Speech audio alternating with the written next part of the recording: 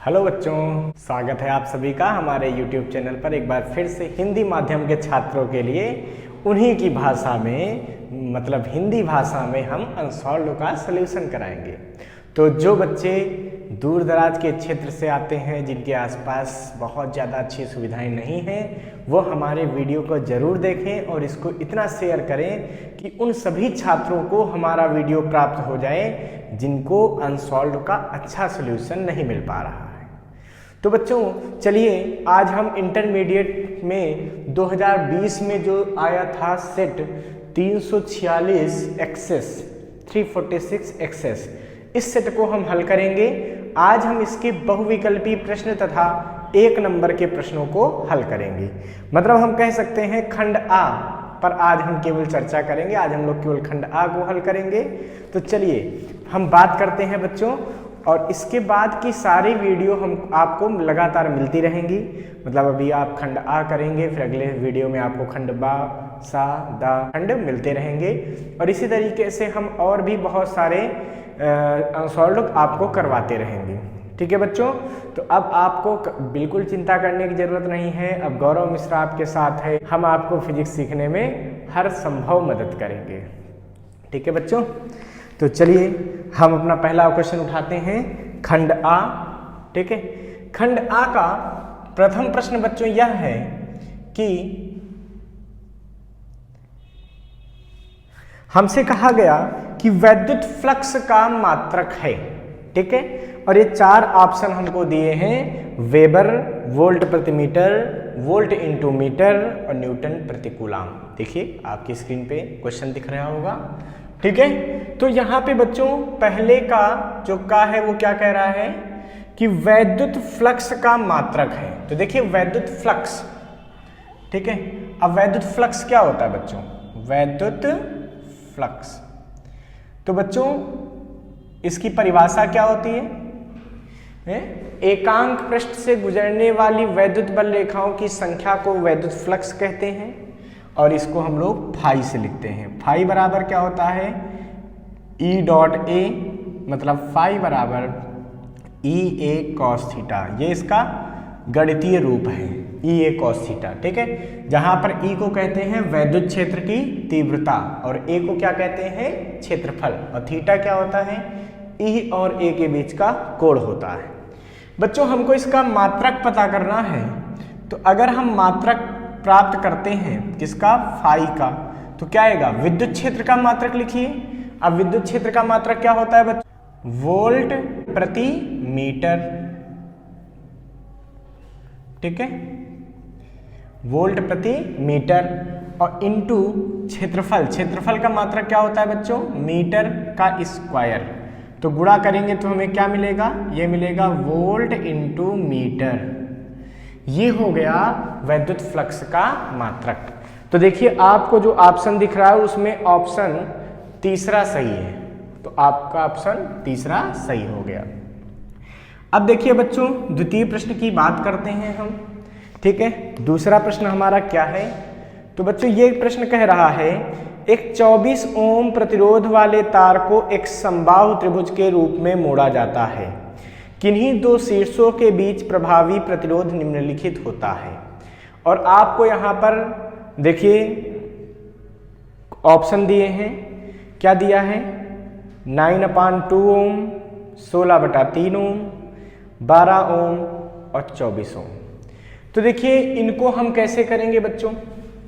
ठीक है, तो यहाँ पे अगर मैं बात करूं तो हमसे कहा गया कि एक तार है, ठीक है, कोई ऐसा तार है मान लो प्रतिरोध वाला, ठीक है, और इसका कितना प्रतिरोध है? इसका प्रतिरोध है बच्चों 24 ओम। ठीक है, अब हमसे कह रहे हैं कि इस तार को त्रिभुज रूप में मोड़ दिया गया। तो कुछ इस तरीके से इस तार को हमने मोड़ दिया मान लीजिए। ठीक है, कैसे त्रिभुज के रूप में मोड़ा गया? समबाहु त्रिभुज। समबाहु त्रिभुज का मतलब इसकी सारी भुजाएं आपस में क्या हैं? बराबर हैं। इसका मतलब ये हुआ कि समझ सकते हैं कि इस तार को 3 बराबर भागों में तोड़कर और इस तरीके से लगा दिया होगा।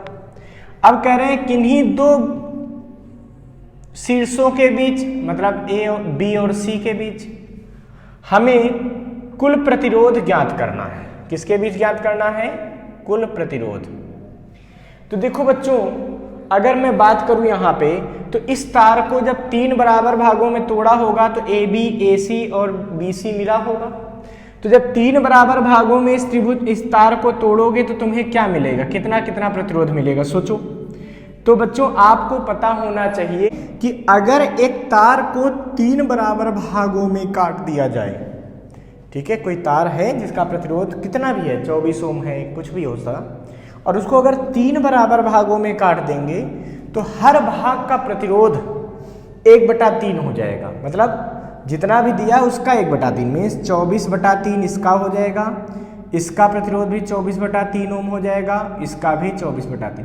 मतलब जब भी बराबर भागों में किसी प्रतिरोध को काटेंगे तो जितने भागों में काटेंगे उतने से भाग कर दो, हर भाग का प्रतिरोध उतना ही हो जाएगा।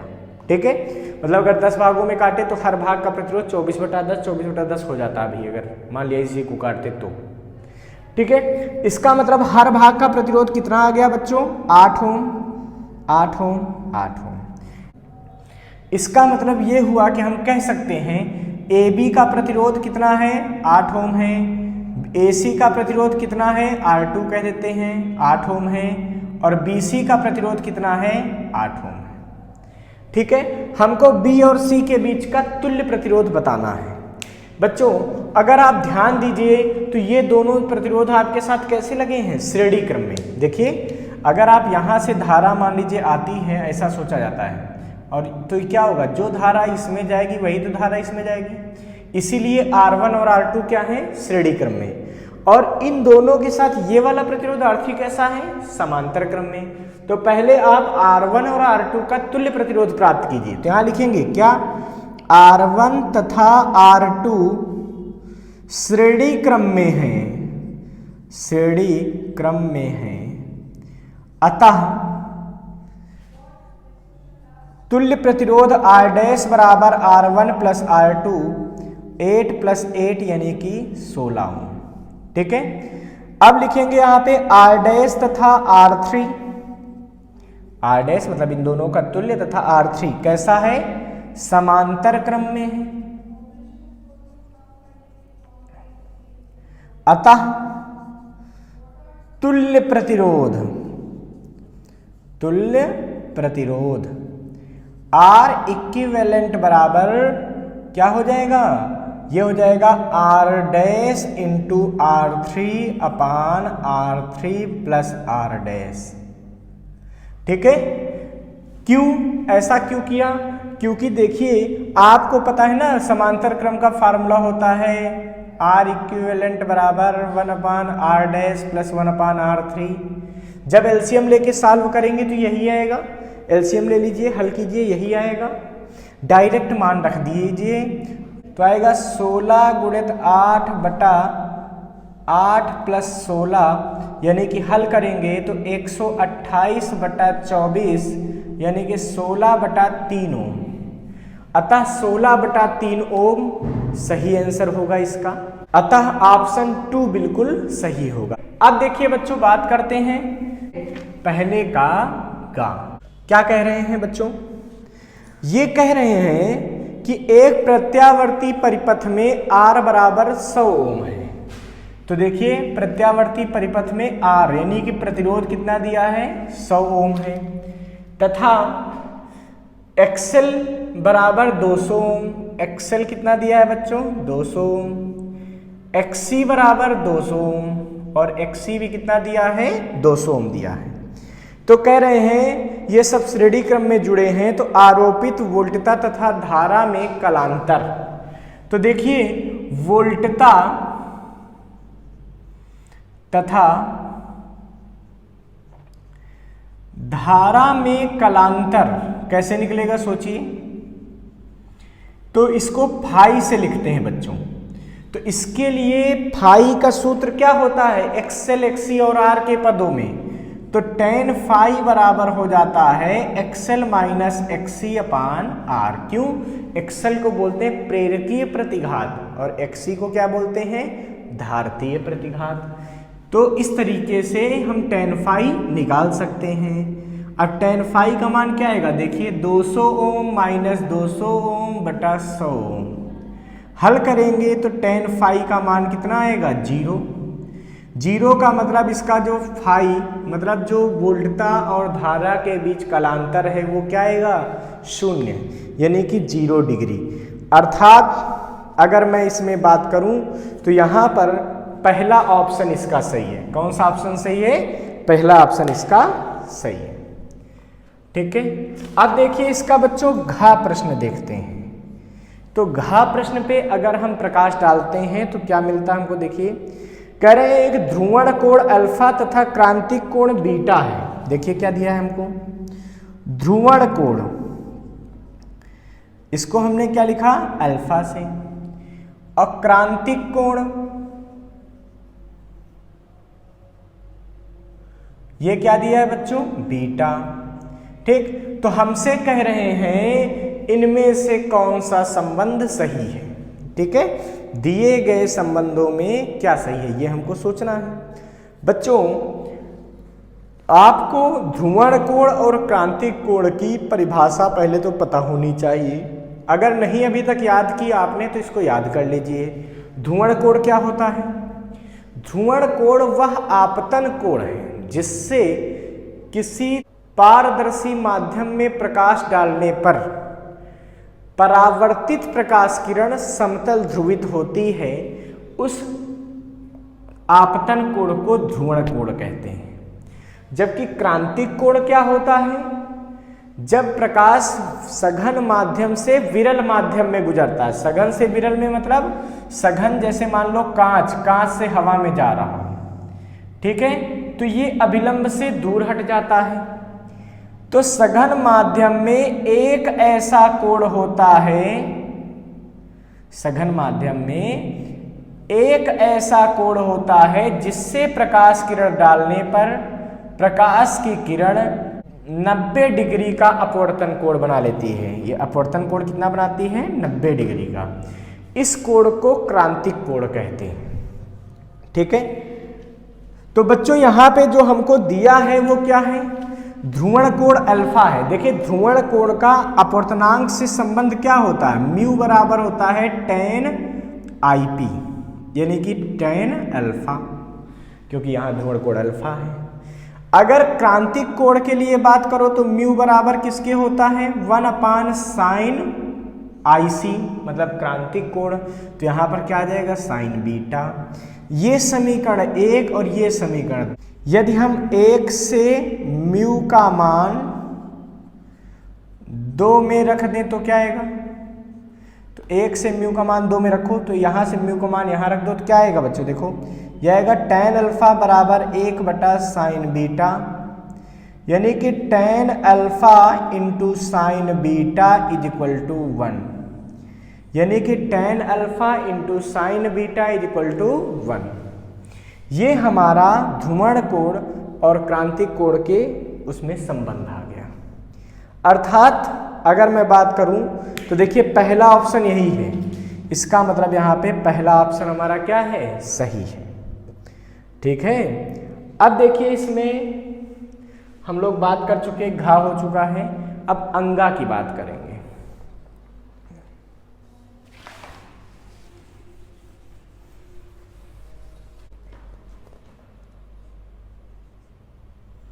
अंगा, इसमें क्या कह रहे हैं बच्चों, एक ही वेग से गतिमान निम्नलिखित में से किस कण की डी ब्रोगली तरंगदैर्घ्य अधिकतम होगी। तो डी ब्रोगली जी ने बताया था कि जितने भी कण हैं सब में द्वैती प्रवृत्ति होती है। इसका मतलब सभी गतिमान कणों में तरंग और कण दोनों का गुण पाया जाता है, और उस तरंग की तरंगदैर्घ्य यानी कि डी ब्रोगली तरंगदैर्घ्य सूत्र होता है h/mv, यानी कि कोई m द्रव्यमान की वस्तु अगर v वेग से गतिमान है तो डी ब्रोगली तरंगदैर्घ्य होती है h/mv। इसका सीधा सा संबंध ये हमको दिखाई दे रहा है, कह रहे हैं सभी कणों का वेग समान है, इसका मतलब वेग तो सबका सेम हो गया, बराबर हो गया। अब बच्चों लैम्डा कहाँ डिपेंड करेगा, h नियतांक होता है जिसको प्लांक नियतांक कहते हैं, v सबका समान है, तो लैम्डा कहाँ निर्भर करेगा, ये निर्भर करेगा 1/m पर। तो जिसका द्रव्यमान ज्यादा होगा उसकी डी ब्रोगली तरंगदैर्ध्य कम होगी। अब हमें कण कौन कौन सा दिया, कण हमें दिया इलेक्ट्रॉन, प्रोटॉन, न्यूट्रॉन और अल्फा। तो इसमें सबसे ज्यादा डी ब्रोगली तरंगदैर्ध्य किसकी होगी, सोचो। तो सबसे कम जिसका द्रव्यमान होगा उसका लैम्डा सबसे ज्यादा होगा। अब सबसे कम द्रव्यमान किसका है इसमें से, इलेक्ट्रॉन का। इसका मतलब इलेक्ट्रॉन की डी ब्रोगली तरंगदैर्ध्य सबसे ज्यादा होगी, क्योंकि इसका द्रव्यमान कम है ना, तो इसकी डी ब्रोगली तरंगदैर्ध्य इलेक्ट्रॉन की सबसे ज्यादा होगी। उससे कम प्रोटॉन की होगी। प्रोटॉन और न्यूट्रॉन की लगभग बराबर होती है क्योंकि इनके द्रव्यमान लगभग बराबर होते हैं। और सबसे कम अल्फा कण की होगी। ठीक है, तो अगर अब अधिकतम तरंगदैर्ध्य जगह न्यूनतम पूछते हैं तो क्या लिख देंगे, अल्फा कण की न्यूनतम होगी। फिलहाल हमसे पूछा गया था अधिकतम तरंगदैर्ध्य किसकी होगी, तो इलेक्ट्रॉन की होगी, अर्थात पहला ऑप्शन बिल्कुल सही है। ठीक है, अब देखिए बच्चों, इसके बाद चा, पहले का चा प्रश्न देखिए। चा में क्या हो रहा है बच्चों, कह रहे हैं प्रकाश विद्युत प्रभाव के प्रयोग में आपतित प्रकाश की आवृत्ति न्यू तथा निरोधी विभव V0 के बीच खींचे गए वक्र की ढाल होती है। तो देखो बच्चों, निरोधी विभव, ठीक है, V0 तथा आवृत्ति न्यू के बीच ग्राफ कैसा बनता है। तो ये ग्राफ बच्चों होता है सरल रेखीय, ऐसे। ठीक है, हमसे इसका ढाल पूछा गया है। ढाल का मतलब होता है tan थीटा। ठीक है, तो हमसे बच्चों इसका tan थीटा पूछा गया है। अब आपको पता होना चाहिए कि निरोधी विभव और आवृत्ति का ग्राफ जिस बिंदु पर काटता है आवृत्ति के अक्ष पर, इस आवृत्ति को देहली तरंग आवृत्ति कहते हैं। क्या कहते हैं, देहली आवृत्ति। ठीक है, अब बच्चों मान लीजिए कि कोई आपने न्यू आवृत्ति मान ली, ठीक है, और इस न्यू आवृत्ति पर मान लीजिए इसका जो निरोधी विभव जो लगाना पड़ा, जिसकी वजह से करंट का मान 0 हो जाता है, प्रकाश विद्युत धारा का मान 0 हो जाता है परिपथ में, उस विभव को निरोधी विभव बोलते हैं। निरोधी विभव क्या होता है, एनोड को दिया गया वह ऋणात्मक विभव जिससे परिपथ में प्रकाश विद्युत धारा का मान 0 हो जाता है, उस विभव को निरोधी विभव कहते हैं। तो निरोधी विभव ये हो गया। और देखिए, मान लीजिए कि न्यू जब आवृत्ति का प्रकाश किसी प्लेट पर पड़ा तो उस समय निरोधी विभव हमको V0 देना पड़ा। ठीक है, तो ये दूरी कितनी होगी, न्यू माइनस न्यू नॉट। भाई यहाँ तक न्यू, ये इतनी न्यू नॉट, तो ये कितनी बची, न्यू में से न्यू नॉट को हटा दिया, न्यू माइनस न्यू नॉट। यानी कि अब अगर इसका वक्र का आपको ढलान चाहिए tan थीटा, तो बराबर क्या आएगा, परपेंडिकुलर अपान बेस, सॉरी लंब बटा आधार, तो क्या आएगा बच्चों, V0 बटा न्यू माइनस न्यू नॉट। ठीक है, अब आपको पता होना चाहिए निरोधी विभव का एक और सूत्र होता है, EV0 बराबर h न्यू माइनस न्यू 0।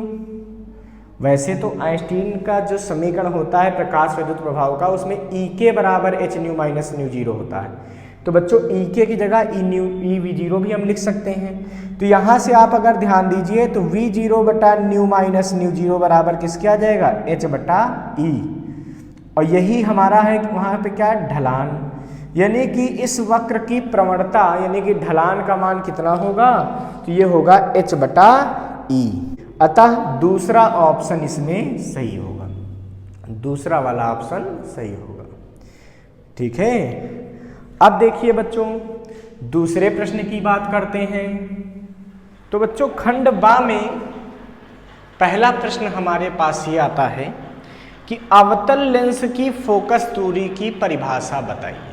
बच्चों अवतल लेंस, कौन सा लेंस, एक ऐसा लेंस जो किनारे पर मोटा तथा बीच में पतला होता है, ऐसे लेंस को अवतल लेंस कहते हैं। अवतल लेंस एक अपसारी लेंस होता है बच्चों, अर्थात ये अपने ऊपर पड़ने वाली प्रकाश किरणों को दूर की तरफ मोड़ देता है। तो अगर किसी अवतल लेंस में समांतर प्रकाश की किरणें गिर रही हों, ठीक है, और अपवर्तन के बाद वो किरणें क्या हो जाएंगी, दूर की तरफ ऐसे वो बाहर की तरफ मोड़ देगा। तो मुड़ने के बाद ये किरणें मुख्य अक्ष के जिस बिंदु से जाती हुई महसूस होती हैं, किसी बिंदु से जाती हुई महसूस होती हैं, इस बिंदु को द्वितीय फोकस कहते हैं। इसको क्या बोलते हैं, द्वितीय फोकस। तो परिभाषा क्या हो गई, इन्होंने कहा ना द्वितीय अवतल लेंस की द्वितीय फोकस की परिभाषा दी है।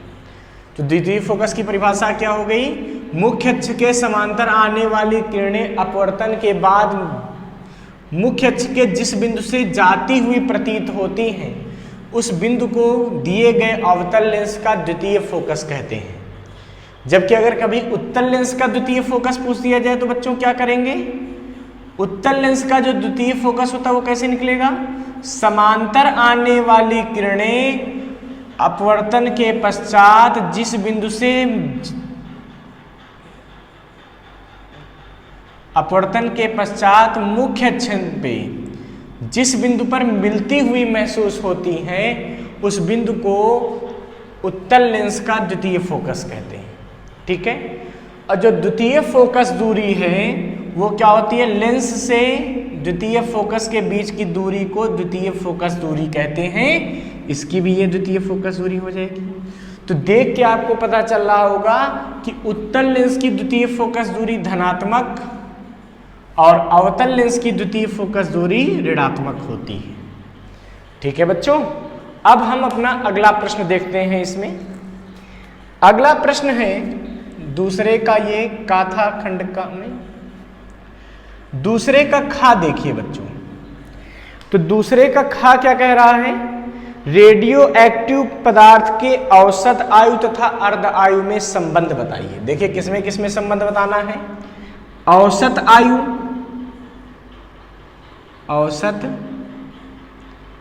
आयु और अर्ध आयु।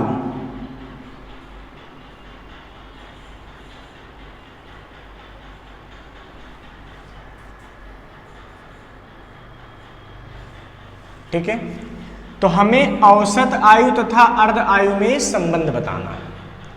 बच्चों औसत आयु क्या होती है, औसत आयु मतलब किसी रेडियो एक्टिव पदार्थ के में उपस्थित सभी परमाणुओं की आयुओं के औसत को, मतलब जितने परमाणु सबकी आयु अलग अलग निकालिए, सबका औसत ले लीजिए, उसको बोलते हैं औसत आयु। औसत आयु का साधारण सूत्र होता है 1/लैम्डा, जहां लैम्डा को हम लोग क्षय नियतांक कहते हैं। क्या कहते हैं, क्षय नियतांक। ठीक है, जबकि बच्चों अर्ध आयु क्या होती है, किसी रेडियो एक्टिव पदार्थ के आधे अणु जितने समय में अपघटित हो जाते हैं, ठीक है, वह समय। तो अर्धायु क्या होती है, वह समय अंतराल जिसमें किसी रेडियो एक्टिव पदार्थ की अर्ध मात्रा अपघटित हो जाती है, आधी मात्रा क्या हो जाती है, क्षय हो जाती है, उस समय को अर्ध आयु कहते हैं। अर्ध आयु का फार्मूला क्या होता है, 0.6931 बटा लैम्डा कि टी हाफ बटा टाउ निकाले तो क्या निकलेगा, टी हाफ यानी कि 0.6931 बटा लैम्डा, बटे में टाउ आएगा तो एक नीचे आ जाएगा और पलट के लैम्डा ऊपर चला जाएगा। बच्चों लैम्डा से लैम्डा तो कट गया, ठीक है, तो यहां से टाउ का मान कितना आएगा, टी हाफ बटा 0.6931, तो टाउ बराबर आ जाएगा 1.443 टी हाफ। तो यहां पे क्या होता है, जो औसत आयु है वो अर्ध आयु की 1.443 गुणा होती है। ठीक है, ये संबंध हो गया औसत आयु तथा अर्ध आयु। चलिए बच्चों, अब इसको हम हटा देते हैं। अब हम अपना अगला प्रश्न करते हैं। क्या कह रहे हैं? प्रकाश वैद्युत कार्यफलन का अर्थ समझाइए। देखिए क्या है कार्यफलन। बच्चों ये क्या होता है? तो आपको पता है कि कुछ ऐसी प्रकाश सुग्राही धातुएं हैं जिस पर जब प्रकाश आपतित होता है, क्या आपतित होता है बच्चों? प्रकाश। तो प्रकाश के आपतित होने से इन प्लेटों से इलेक्ट्रॉनों का उत्सर्जन होने लगता है। इलेक्ट्रॉनों का क्या होता है? उत्सर्जन होता है, निकलने लगते हैं। ठीक है, इस घटना को प्रकाश वैद्युत प्रभाव कहते हैं। मतलब किसी धातु की सतह पर प्रकाश के पड़ने से इलेक्ट्रॉनों का उत्सर्जन होना प्रकाश वैद्युत प्रभाव कहलाता है। अच्छा, किसी धातु से पहले इलेक्ट्रॉन क्यों नहीं निकला? प्रकाश के डालने के बाद ही इलेक्ट्रॉन क्यों निकला? क्यों? क्योंकि इलेक्ट्रॉन को बाहर निकलने के लिए एक ऊर्जा चाहिए। जब वो ऊर्जा प्रकाश से प्राप्त हुई तब वो बाहर निकल गए। तो बच्चों, इस ऊर्जा की न्यूनतम मान को कहते हैं कार्यफलन। मतलब किसी धातु से इलेक्ट्रॉनों के इमिशन के लिए,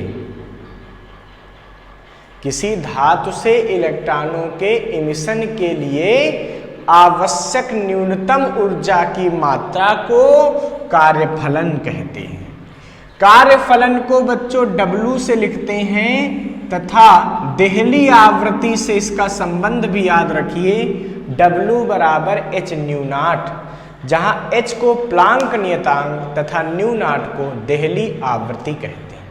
ठीक है, अब देखिए बच्चों, अपना नेक्स्ट प्रश्न हम देखते हैं। अगला क्वेश्चन देखते हैं। क्या कह रहे हैं? घा वाला, वाटहीन धारा से क्या तात्पर्य है? ठीक है, वाटहीन धारा का क्या अर्थ है? तो बच्चों, वाटहीन धारा क्या होती है? तो जब किसी प्रत्यावर्ती परिपथ में, जब किसी परिपथ में प्रत्यावर्ती धारा के प्रवाहित करने पर उस परिपथ में औसत शक्तिक्षय शून्य रहता है तो इस धारा को वाटहीन धारा कहते हैं। इसका मतलब कुछ ऐसे परिपथ होते हैं जिनमें प्रतिरोध नहीं होता। ऐसे ही बच्चों परिपथ होते हैं जिनमें क्या नहीं होता? प्रतिरोध। जैसे ये है या एक संधारित्र वाला है। कुछ ऐसे परिपथ होते हैं जिनमें प्रतिरोध नहीं होता। ऐसे परिपथों को जब हम प्रत्यावर्ती स्रोत से जोड़ते हैं तो इनमें धारा तो बह जाती है। ठीक है, ये हमने प्रत्यावर्ती स्रोत का विभव दे दिया।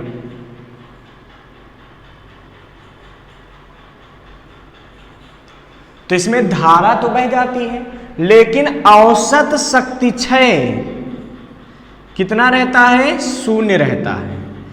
P का औसत मान क्या रहता है? शून्य रहता है। तो इस धारा को, जिसके बहने से औसत शक्तिक्षय शून्य बना रहता है, उस धारा को वाटहीन धारा कहते हैं। ये धारा कौन सी होगी? ये वाटहीन धारा होगी। और बच्चों, जिन परिपथों में वाटहीन धारा प्रवाहित होती है उन परिपथ को वाटहीन परिपथ कहते हैं। उन परिपथ को क्या बोलते हैं? वाटहीन परिपथ। अब हमारा अगला प्रश्न यह है बच्चों, अंगा, विभव प्रवणता की परिभाषा दीजिए। बच्चों, किसकी बात करनी है? विभव प्रवणता। ये क्या होती है? तो विस्थापन के साथ विभव के परिवर्तन को विभव प्रवणता कहते हैं। ठीक है, मतलब विभव प्रवणता का मतलब होता है dV/dx। मतलब अगर dx दूरी चलने पर विभव में अंतर dV हो रहा हो तो dV/dx को हम लोग कहते हैं विभव प्रवणता, और विभव प्रवणता के ऋणात्मक मान को विद्युत क्षेत्र की तीव्रता भी कहते हैं। तो क्या कहते हैं कि विभव की विस्थापन के साथ परिवर्तन को विभव प्रवणता कहते हैं, ठीक है, तथा विभव प्रवणता के ऋणात्मक मान को वैद्युत क्षेत्र की तीव्रता कहा जाता है। तो ये हो जाता है E बराबर माइनस dV/dx। तो हम ये भी कह सकते हैं कि एकांक विस्थापन में विभव परिवर्तन को विभव प्रवणता कहते हैं। अगर dx को 1 कर दें तो हम ये भी कह सकते हैं क्या, एकांक विस्थापन में, एकांक दूरी में, विस्थापन का परिमाण ले लो, दूरी बन जाएगा, एकांक दूरी, एकांक विस्थापन में विभव परिवर्तन को विभव प्रवणता कहते हैं। ये भी परिभाषा लिखी जा सकती है। इसका मात्रक क्या होगा बच्चों विभव प्रवणता का? इसका होगा वोल्ट प्रति मीटर, इसका मात्रक होगा वोल्ट प्रति मीटर, ठीक है। अब देखिए अगला प्रश्न, देखिए हमारे पास, चल कुंडली धारा मापी की धारा सुग्राहिता को बताइए। तो बच्चों चल कुंडली की धारा मापी की धारा सुग्राहिता, तो धारा सुग्राहिता को हम SI से लिखते हैं, तो इसका फार्मूला होता है φ/I। तो क्या हम बोलेंगे, किसी चल कुंडली में एकांक धारा प्रवाहित होने से कुंडली में उत्पन्न विक्षेप को धारा सुग्राहिता कहते हैं। तो धारा सुग्राहिता क्या होती है, किसी चल कुंडली में एकांक धारा प्रवाहित करने पर उसमें उत्पन्न विक्षोभ को, उसमें उत्पन्न, कुंडली में उत्पन्न विक्षेप को धारा सुग्राहिता कहते हैं। इसका फार्मूला बच्चों SI बराबर होता है NAB/C। C को मरोड़ स्थिरांक कहते हैं, P को चुंबकीय क्षेत्र कहते हैं, A को क्षेत्रफल कहते हैं, N को क्या कहते हैं, ये फेरों की संख्या होती है, ठीक है। तो ये होती है धारा सुग्राहिता। तो धारा सुग्राहिता बात क्लियर हो गई, ठीक है। अब बच्चों हम अपने नेक्स्ट वीडियो में खंडसा हल करेंगे। आप लोग हमारे साथ जुड़ते रहिए और ज़्यादा से ज़्यादा गांव के दूर दराज के बच्चों को हमारे साथ जोड़ दीजिए, ताकि ज़्यादा से ज़्यादा बच्चों का इस चैनल के माध्यम में मदद कर पाऊँ।